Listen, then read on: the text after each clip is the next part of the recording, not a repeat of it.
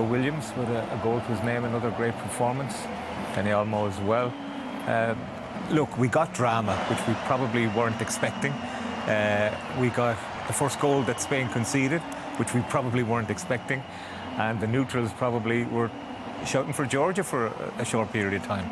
It's a decent contest. It was a decent watch. It was. It ended up how we expected. But Georgia, for an hour, made it difficult for Spain. Gave them a little panic up for 45 minutes or thereabouts, and made it an interesting contest. The quality Spanish, like just the two wingers, and we'll go on and repeat ourselves. Nico Williams, just a joy to watch. To sit there and watch them play. I'm going back to England here in comparison to that English game, but to see them play and to see them play with such freedom and enjoyment and a smile on their face, creating chances, even when they went 1-0 down, you felt like they were going to eventually overpower Georgia. But credit to Georgia to get this far, to first time in the knockout stages, and put up a decent performance against the top side. Yeah, it kind of occurred to me that Georgia, without that much possession, but when they did strike on the counter, taking the game to Spain, it occurred to me, I wonder how England would have played currently, the way England are against this particular Georgia team. Well, one of the things this Georgia team does really well is in this game, they defended in a very organised and committed and dogged way. They held out for a long, long time. They broke sparingly but effectively at times. Now, you have to say also, they didn't get a shot on target themselves in the whole game. The goal was an OG. They've conceded 4 goals and they were outplayed. But I don't think it's fair to assess Spain and Georgia as if they started off on an equal footing. Spain are just so more powerful. They're much more stronger, experienced, high-quality, technically gifted squad. He's an absolute superstar. We'll be talking about him for years. But for Georgia to get to this stage, it's a triumph in itself. They finished 4th in their qualifying group of a 5-team group. Then they got into the Nations League qualifying route, won their semi-final against Luxembourg, beat Greece in penalties in a final. To get to this tournament was a heroic achievement from that group of players. To get out of that group was even more so. So you cannot have a word of criticism against them for how they approached the game or how they did. Does it justify as well the Nations League and getting new countries into tournaments like this? I think they've brought a huge amount to the tournament. Their result against Portugal and the way they went about it in the final group game was one of the most memorable matches. Going 1-0 up today, even though the circumstances were bizarre, it was an OG, it was very, very jammy. But the attitude in getting forward and getting the goal and to hold on to a lead for 20 minutes as they did, nobody would have expected that. It was brilliant. They only had 27% possession. I think that was always going to be the case. Yeah, but you know, to some managers, to me, that seems like a Mourinho statistic sometimes. They only had 30 against Portugal, Tony. 30% possession and won 2-0. You know, if you watch the games going through the Euros, a lot of the teams are winning with less possession. It's not the be-all and end-all. If you have a decent plan and good players who are able to play like that and break quickly, it can be a massive positive to sit up and soak up pressure for especially weaker teams who have quality going forward. Like they showed against Portugal, like they showed number of chances. We didn't have shots on target, but they broke away with quality a number of times and nearly, you know, final ball or just a little thing didn't go their way, but they were exciting to watch during the tournament. Second game I did, and it was a joy to watch them. And which is the most effective way for that team to set up. If you were to go toe-to-toe against Spain and said, right, let's keep it from them and let's really press them when they have it up at their half, like, you're just inviting an almighty walloping. And that's what you would get from Spain. So possession statistics are just one measurement of what goes on in a match, but without the context of watching it and understanding the tactics or the limitations or strengths of both teams, they don't really mean a lot.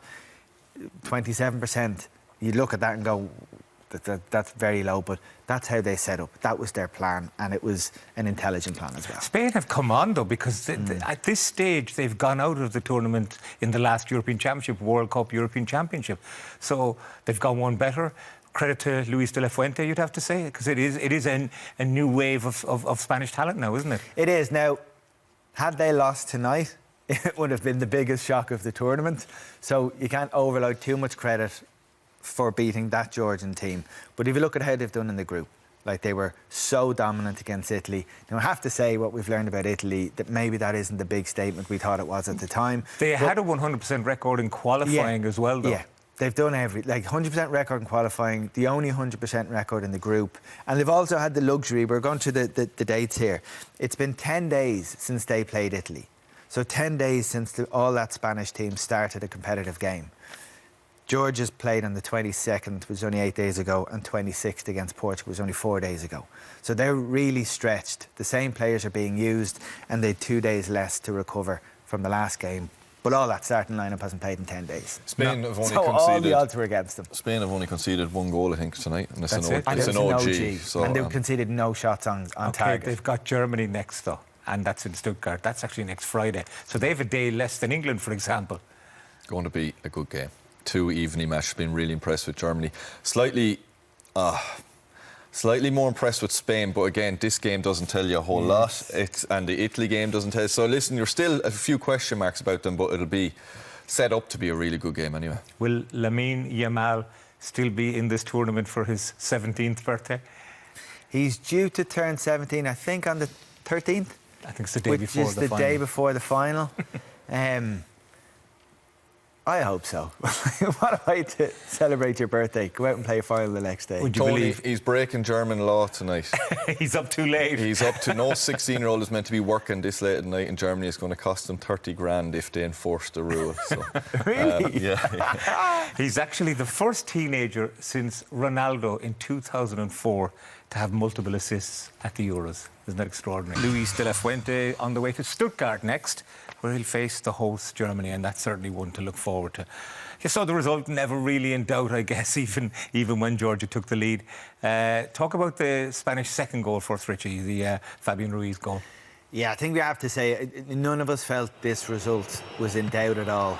But it starts with a free kick from Yamal. You see him at the bottom of the picture there. He's his head in his hands. But the Spain team react in a very assured way. They keep the ball. They all take up the correct positions. And Yamal, having just missed the free kick in the middle of the pitch, adopts the right position on the right-hand side, and his teammates find him. And then after this, just one touch, it's the quality of the delivery.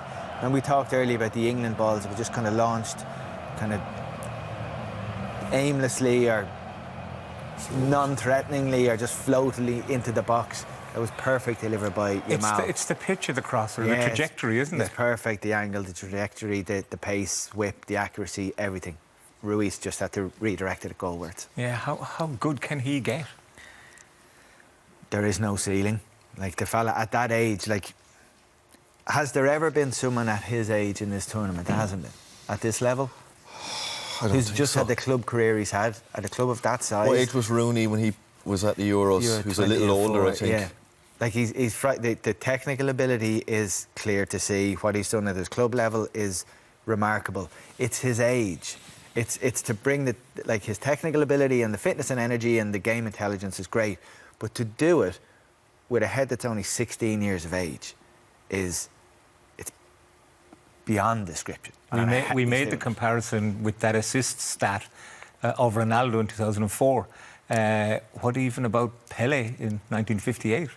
You know, there's, as you say, no ceiling? No ceiling. Might be a bit premature to compare him to Pele. I'll hold off from doing that for the moment. OK, well, let's look at the Nico Williams goal then, because that too had great quality to it. Yeah, listen, Georgia at the most vulnerable when they're attacking. They put 1 or 2 extra forward. Great ball. Ruiz wins it and plays a fabulous ball in Nico Williams. What I like about him is he can go either way. He's quick, but he has the skill. There's Ruiz winning it, and it's a lovely ball. Nico Williams gets it, and you think he's going to cut inside, because he does cut inside a lot and shoot, but fabulous little bit of skill, goes around the outside. And when you see a closer look at him here, he's eyeing it into the far corner, and he just comes back across it a little bit into the top of the net. Fabulous finish. As a striker, is it roof the net you're looking at, or are you looking at trying to go low, go high?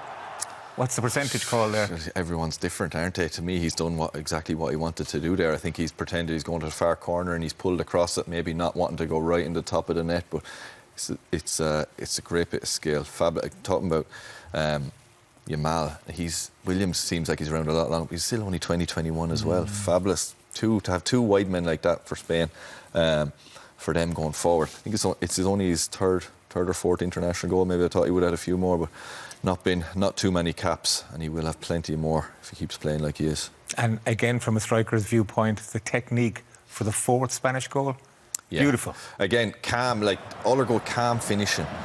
Like that finish from Williams was calm, relaxed finish. This one is really good from Olmo. Come on off the bench. Only been on a few minutes, and again, it's a lovely touch from him. First touch makes it, brings it back onto his left foot, and just passes it into the net. At this stage, Spain looked like they were going to score with every attack, and the game was over, and they missed a few easy ones just before this, but it was still. I love this angle. Lovely one, starts it outside the post, comes in, doesn't go for power, just a nice finish. I mean, the Georgia players were dead on their feet at that point. The amount of effort they put in, predominantly in defensive areas, breaking at pace when they could, and then trying to break and salvage something at the end. They were too stretched, too little rest, too much demands on those players over the last fortnight, but what a performance, what a lift they've given to Georgian football. They'll go back heroes. Let's look at some of their chances, though, because they'll have delighted the people of Georgia who have been inspired by them in this journey. They will, yeah, but this bit of skill here, 1, 2, 3, 4 players right in and around them. Kvaratskhelia there sees the goalkeeper's position and tries the most audacious of attempts from the halfway line and doesn't get it on target. And then one of the substitutes that come on, Titiashvili here, finds himself with some space on the left-hand side, can't find the target. They didn't actually find the target once in the whole game, but come away with huge amounts of credit from this tournament. Yeah, and their reputation enhanced. A lot of countries now won't want to see Georgia in a group when the draw for the next competition comes around. Yeah, no, I mean, their stock has risen completely, as has the managers, which may be relevant for football on this island. We don't know. We haven't had any confirmed statements or anything at all from the FAI confirming the rumours or the links or the media reports or the short gambling odds or whatever it is that we're led to believe that Willie Sagnol is in the mix-up. That's because the process was air-gapped, according to the FAI. Yeah, the less we say about the process, the better. But well, Willie Sagnol, by all accounts, is the lowest paid manager at these championships. I mean, he'd probably get a big bonus for their progress in this tournament. What advantage would there be to him to leave Georgia now at this particular juncture? Well, he was asked, Dan McDonald from the Irish Independent was at a press conference the week before last and asked a bit of a cheeky question, but a legitimate one to ask in fairness, what is behind the links with the Irish job. And he said, I think in fairness what you would expect him to say, sitting there in his Georgian tracksuit at the Euro, saying his future was with Georgia, and he dismissed the question. The squad of players have just received a bonus of about $10 million from a prominent politician for qualifying from the group stage. The same pot was on the table today for the players had they won. I assume the manager got a piece of that as well. So I don't know financially if his situation is now considerably changed in the Georgian FA.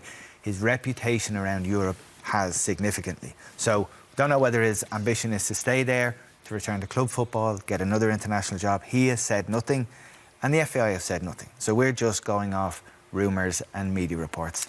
Kevin, do you think his tactics, the way he put the Georgian team out to play, would he improve Ireland? Listen, if we were playing Spain, we'd have to do the exact same thing as Georgia did tonight. We haven't seen enough of him over the few games to see what his tactics are, over the course of a year or whatever he did with Georgia. I know with Georgia, when they got beat earlier in the season by Spain, I think 7-1 or 7-0, and what he did, he sent every player a highlight clip of their mistakes in the game. He didn't berate them afterwards. He sent them a clip, what they could do better, how they can improve. He sounds, when you see him interviewed, he sounds like a positive coach, sounds like he's the person who gets the best out of players. He probably will think now with Georgia's contracts at the end, how is he going to do any better with them? I'd imagine he will move on. But as Richie said, his stock will be higher. He's a young manager. There's his chance probably to get a good club job from that. Does he want to come now to Ireland and try, I suppose, resurrect us and try get us to either start again like he's done with Georgia, or does he want to move on to something fresh as a young man and try club football for a few years? I think he's in a different situation mentally than he would have been, I'd imagine, when he discussed it with Ireland in February, March time, and I doubt there was anything signed or agreed. It did seem like, all the timeline and everything seems like he's the one they've lined up and they're waiting for this to end. But I would imagine, unless they have something written down, he will be maybe having other thoughts at this stage. A lot of managerial vacancies are going to come up after these championships. We know already that Wales are in the hunt for a manager. Whether England could even progress and win the blooming thing, Gareth Southgate, surely his days are numbered. Does that have any knock-on effect for Ireland in the case of Lee Carsley, for example? Well, how will I answer this? It would seem that the people running the process within the FAI are very short on competence or the ability to get a deal over the line. They've had a huge amount of time and we have nothing. So they've blown the opportunity to give the new appointment, the new manager, the opportunity to work with the players in the March friendlies, to work with the players again in the June friendlies. 2 international camps have come and gone. So whoever gets the job has had no preparation time with the players. So rather than spend the last 9 months preparing for the next competitive game in September against England, they're going to be given the job, what are we now? July almost, in August. So the degree to which we've made an absolute pig's arse of this process, even by Irish football standards, is noteworthy.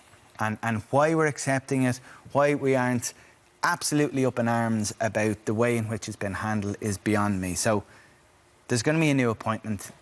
We'll assume that they're going to make it before the England game, right? We'll give them the benefit of the doubt there. It's going to be made.